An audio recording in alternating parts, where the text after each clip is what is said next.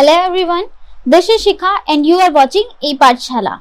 Today we are going to discuss about Bloom's taxonomy. Bloom का वर्गीकरण, जिसमें मुख्य रूप से हम संज्ञानात्मक पक्ष यानी कि मेनली हम कॉग्निटिव डोमेन के बारे में पढ़ेंगे जो कि ब्लूम ने दिया है। तो चलिए शुरू करते हैं। ब्लूम का वर्गीकरण। तो सबसे पहले मैं बता दूं, जो ब्लूम ने अपना वर्गीकरण दिया है ये क्यों दिया है।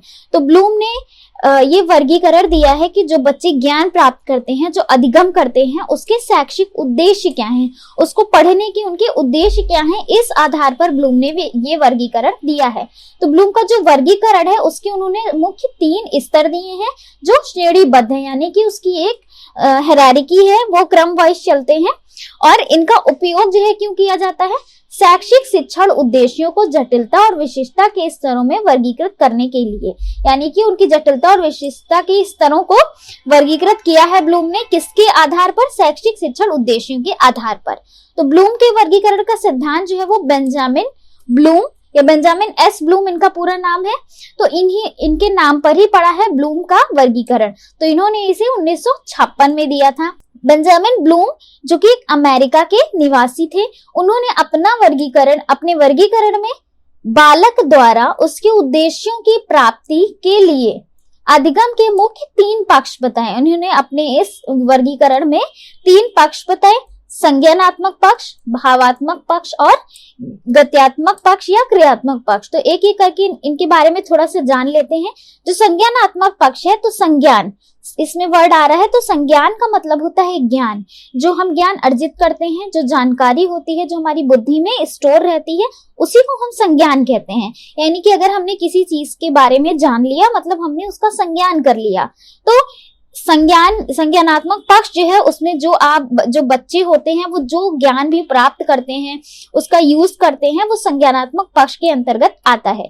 दूसरा है भावात्मक या संवेगात्मक पक्ष, यानी कि जब बच्चा किसी भी चीज को अपने संवेगों से जोड़कर, अपने भावों से जोड़कर सीखता है। यानी मान लीजिए किसी बच्चे को किसी खेल में बहुत ज्यादा रुचि है, पर वो खेल उसके किसी काम का नहीं है, लेकिन वो फिर भी सीखना चाहता है। क्यों? क्योंकि वो उसको पसंद है, उसकी रुचि है उसमें, क्योंकि वो भावात्मक पक्ष, ये जो है वो भावात्मक पक्ष के अंतर्गत आएगा। थर्ड है गत्यात्मक पक्ष या फिर क्रियात्मक पक्ष, यानी कि साइकोमोटर एस्पेक्ट आएगा इसमें। तो जब बच्चा किन्हीं कौशलों को सीखना चाहता है, जब कोई मैकेनिकल चीज सीखना चाहता है, तो वो गत्यात्मक पक्ष या फिर क्रियात्मक पक्ष जो है उसके अंतर्गत आएगा। जैसे बच्चा कोई गाड़ी चलाना सीखना चाहता है या फिर किसी तरह की मशीन को सीखना चाहता है, तो आपका गत्यात्मक या क्रियात्मक पक्ष में आएगा।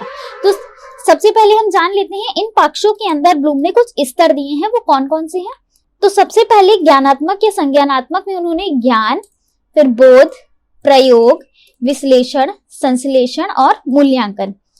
भावात्मक पक्ष में आग्रहण, अनुक्रिया, अनुमूल्यन, प्रत्यक्षीकरण, व्यवस्थापन और चरित्र निर्माण। और क्रियात्मक पक्ष में उद्दीपन, कार्य करना, नियंत्रण, समायोजन, स्वाभाविकरण और आदत पड़ना व कौशल, ये आपके क्रियात्मक पक्ष के अंतर्गत आएंगे।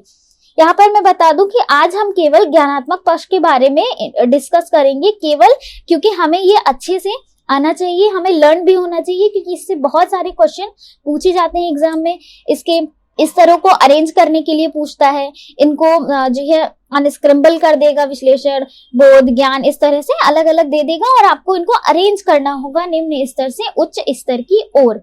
तो इस तरह से हमें ये सारे अच्छे से याद होने चाहिए, इसलिए हम सिर्फ आज ज्ञानात्मक पक्ष का ही के बारे में ही पढ़ेंगे। तो चलिए शुरू करते हैं। संज्ञानात्मक पक्ष, cognitive domain of Bloom's taxonomy.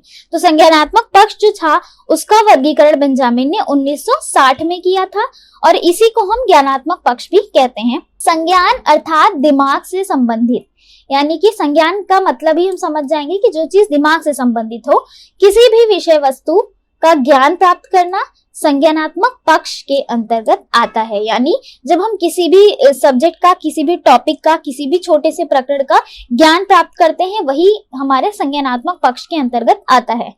अतः हम कह सकते हैं कि संज्ञानात्मक पक्ष मानसिक क्षमताओं से संबंधित हैं, यानी जो भी चीजें मनुष्य की बुद्धि से, उसकी मानसिक क्षमताओं से संबंधित है, वो सब आपके संज्ञानात्मक पक्ष में आती हैं। तो चलिए इनके स्तरों के बारे में देख लेते हैं, कौन कौन से स्तर दिए हैं। इसको ब्लूम ने 6 भागों में बांटा है। यहाँ देख रहे हैं आप, सबसे ऊपर ज्ञान है, फिर बोध है, फिर प्रयोग, संश्लेषण, फिर विश्लेषण और उसके बाद मूल्यांकन। आगे हम इसके बारे में डिटेल में पढ़ेंगे, पर पहले हम इसकी हायरार्की, इसके क्रम को याद कर लेते हैं। ज्ञान, बोध, प्रयोग, संश्लेषण, विश्लेषण, मूल्यांकन। तो आप ऐसे याद कर सकते हैं, ज्ञा, बोध का बा, और इस तरह से आप याद कर सकते हैं ज्ञबप्र, ज्ञबप्रश वि मु, ऐसे करके आप ट्रिक से याद कर सकते हैं, पहला पहला वर्ड इसका लेके। ठीक है, तो इस तरह से ज्ञबप्र सविमु ऐसे करके आप याद कर सकते हैं। नेक्स्ट हम देख लेते हैं, ब्लूम ने जो वर्गीकरण दिया है, उस वर्गीकरण को ब्लूम का ही एक शिष्य था लॉरेन एंडरसन। तो लॉरेन एंडरसन ने ये जो ब्लूम का वर्गीकरण था, इसके संज्ञानात्मक पक्ष को थोड़ा सा इंप्रूव कर दिया, थोड़ा चेंज कर दिया, वो भी 90 के दशक में। तो इन्होंने संज्ञानात्मक डोमेन पर दोबारा गौर किया और कुछ परिवर्तन किए, जिनमें से 2 सबसे बड़े परिवर्तन थे।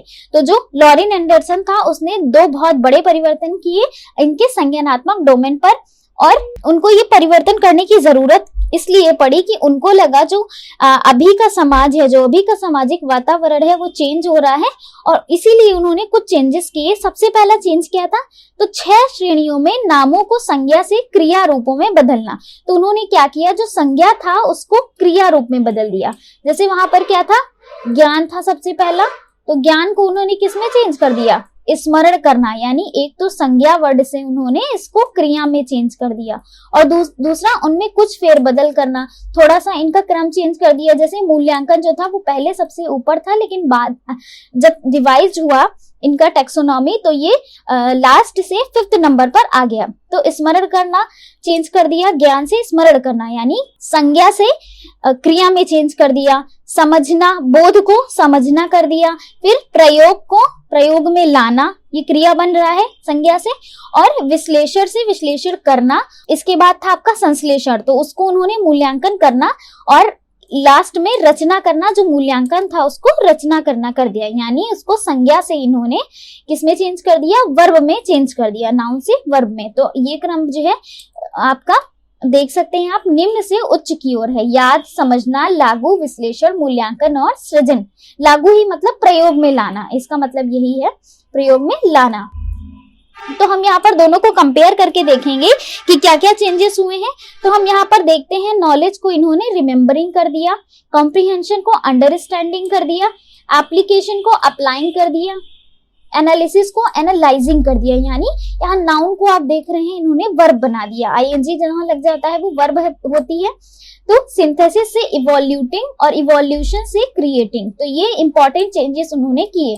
तो ये ओल्ड वाली है लो ऑर्डर थिंकिंग स्किल्स, और ये रिवाइज्ड है लो ऑर्डर थिंकिंग स्किल से लेकर हाई ऑर्डर थिंकिंग स्किल्स की तरफ। तो बहुत ज्यादा इंपॉर्टेंट है, इसको याद करना भी बहुत ज्यादा जरूरी है। तो आइए अब हम डिटेल में पढ़ते हैं। ज्ञान, सबसे पहले ज्ञान पढ़ेंगे। इसके अंतर्गत बच्चों को ऐसा ज्ञान दिया जाता है जो अक्सर उसे आसानी से याद किया जाता है। तो देखिए ज्ञान के बारे में क्या कहा ब्लूम ने, कि ज्ञान क्या है, जो हम बच्चे जो हैं जब किसी चीज को याद करते हैं और वही उनकी बुद्धि में स्टोर हो जाता है, उसी को ज्ञान कहते हैं। और जब भी बच्चों को जरूरत पड़ती है किसी भी कंडीशन में, तो उस जिस ज्ञान को उन्होंने स्टोर कर रखा था उसी ज्ञान को बच्चे यूज करते हैं सिचुएशन में, और फिर उनको इसीलिए याद कराया जाता है। जैसे छोटे बच्चों को का से केला सिखाया जाता है, खा से खरगोश, का से कबूतर, तो उनको बता दिया गया का से कबूतर होता है, खा से खरगोश होता है, लेकिन उन्हें पता ही नहीं है कबूतर क्या है, खरगोश क्या है, लेकिन उन्हें याद है।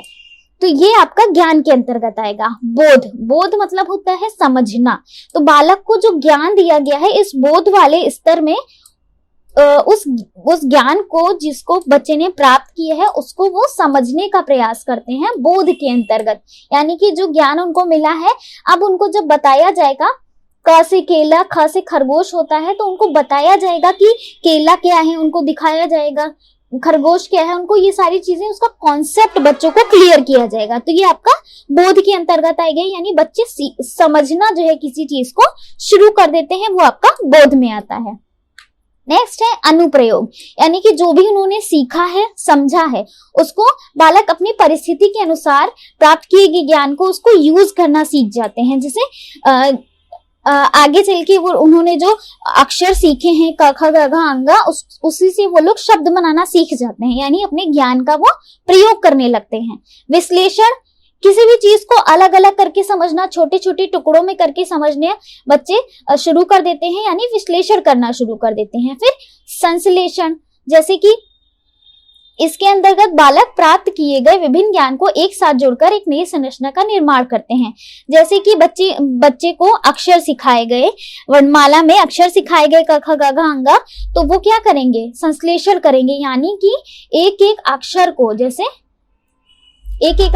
जैसे हम कुछ भी कह दें, कमल कह दें तो का एक अक्षर हुआ, मा एक अक्षर हुआ, ला एक अक्षर हुआ, तो ये क्या है, विश्लेषण है ना। लेकिन इसको जब हम आपस में जोड़ देंगे, इसका संश्लेषण कर दिया, बच्चों ने अक्षरों को जोड़कर एक शब्द बनाना सीख लिया, यानी उन्होंने अक्षरों को संश्लेषित करके एक नई चीज की रचना की है। तो संश्लेषण के अंतर्गत यही प्रोसेस आपकी आती है। और मूल्यांकन, इसके अंतर्गत बालक द्वारा प्राप्त किए गए ज्ञान का मूल्यांकन होता है, यानी बच्चे ने क्या सीखा, कितना सीखा, ये चीज आपके मूल्यांकन के अंतर्गत आता है, यानी कि बालक ने कितना सीख लिया है। तो अब इनकी हमने ये पुरानी वाली जो टेक्सोनॉमी दी थी ब्लूम ने, हमने वो पढ़ ली। अब इनकी नई टेक्सोनॉमी जो रिवाइज है, उसमें क्या है था, स्मरण, यानी कि याद रखना। बात वही है लेकिन वर्डिंग्स को चेंज किया गया है। तो इसमें जो अधिक समय तक जो ज्ञान है वो बुद्धि में संचित रख पाना एवं समय आने पर उसको पुनः स्मरण कर पाना स्मरण शक्ति का गुण है। तो ज्ञान को स्मरण में क्यों चेंज किया गया, जो ज्ञान है उसको बच्चा स्टोर कर रहा था, उसको जरूरत पड़ने पर वो बच्चा उसी चीज को याद करके जो है पुनः उसको यूज करता है। तो स्मरण करने का यूज ज्यादा हो रहा था यहाँ पे, तो इसको चेंज कर दिया गया स्मरण में। दूसरा था समझना, तो बोध मतलब ही समझना ही भी होता है, लेकिन वर्डिंग जो है उसको संज्ञा से वर्ब में चेंज कर दिया गया। प्राप्त किया गया ज्ञान का उपयोग कब, कहाँ और कैसे करना है, यह किसी व्यक्ति के लिए तभी संभव है जब वह प्राप्त किए गए ज्ञान को सही तरीके से समझे।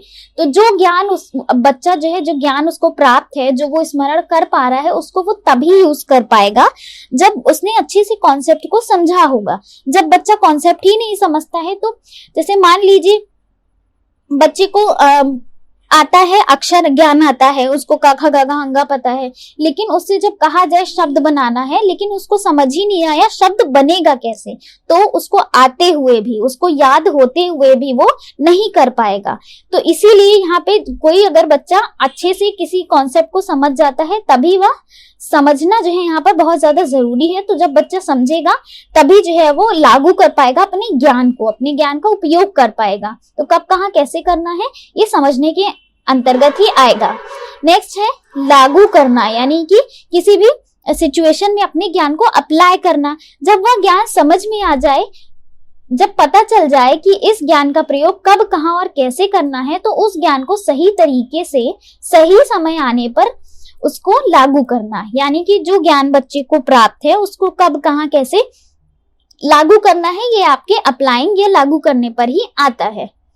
नेक्स्ट है विश्लेषण, एनालिसिस। जब बच्चा, जैसे बच्चे को शब्द दिया गया है कमल, अब वो बहुत छोटा बच्चा है, वो कमल नहीं समझता, लेकिन वो क म ल ये समझता है कि का क्या है, माँ क्या है, ल क्या है। तो इसी को हम विश्लेषण कहते हैं, यानी जब किसी चीज को छोटे छोटे भागों में विभक्त कर दिया जाए उसी को विश्लेषण कहते हैं। तो ये आपका विश्लेषण के अंतर्गत आता है, जब किसी ज्ञान को लागू करने के पश्चात उसका विश्लेषण कर पाए, उसको तोड़ने पर भी बच्चा जान पाए, उसी को विश्लेषण कहते हैं। नेक्स्ट है मूल्यांकन, यानी बच्चे ने क्या सीखा, कितना सीखा है, ये मूल्यांकन के अंतर्गत आता है। विश्लेषण करने के पश्चात उसका मूल्यांकन करना कि जिस उद्देश्य से उसकी प्राप्ति की गई है वह उस उद्देश्य की प्राप्ति कर रहा है या नहीं, इसका पता हम उसका मूल्यांकन करके ही कर सकते हैं। यानी बच्चे ने जो ज्ञान प्राप्त किया है, फिर उसको समझ पाया है कि नहीं, अगर समझ पाया है तो उसको लागू कर पा रहा है कि नहीं, और अगर लागू कर रहा है तो उसने उस चीज का विश्लेषण कर पा रहा है कि नहीं, ये सब मूल्यांकन के अंतर्गत देखा जाता है बच्चे ने क्या सीखा, कितना सीखा। नेक्स्ट है रचना करना। जब हमें पता चल गया कि वो बच्चा जो है मूल्यांकन करने पर पता चला कि वो बच्चे ने उद्देश्य की प्राप्ति कर ली है, तब जो है वो रचना कर पाएगा। मूल्यांकन करने के पश्चात उस स्मरण में एक नई विचार का निर्माण होता है, जिससे एक नवीन विचार की रचना होती है। यानी कि जब ये सारे स्टेप्स कंप्लीट हो जाते हैं तो कुछ नया बनके तैयार होता है, कोई चीज जो है नई तैयार होती है, एक नवीन विचार की रचना होती है। ये पूरा कॉन्सेप्ट था ब्लूम के संज्ञानात्मक पक्ष का, और आई होप ये आपके लिए बहुत ज्यादा इंपॉर्टेंट भी है और आपको समझ में भी आया होगा। और आप हमारे साथ बने रहें ई पाठशाला पर, क्योंकि आगे आपका भावनात्मक पक्ष और क्रियात्मक पक्ष भी आगे आएगा। और अगर इसके अलावा आपके कोई टॉपिक्स हैं जिनमें आपको प्रॉब्लम है तो आप हमें कमेंट बॉक्स में लिख सकते हैं, हम उस पर जरूर वीडियो बनाएंगे। आप हमसे जुड़ सकते हैं यूट्यूब, इंस्टाग्राम, फेसबुक और टेलीग्राम पर। Thank you.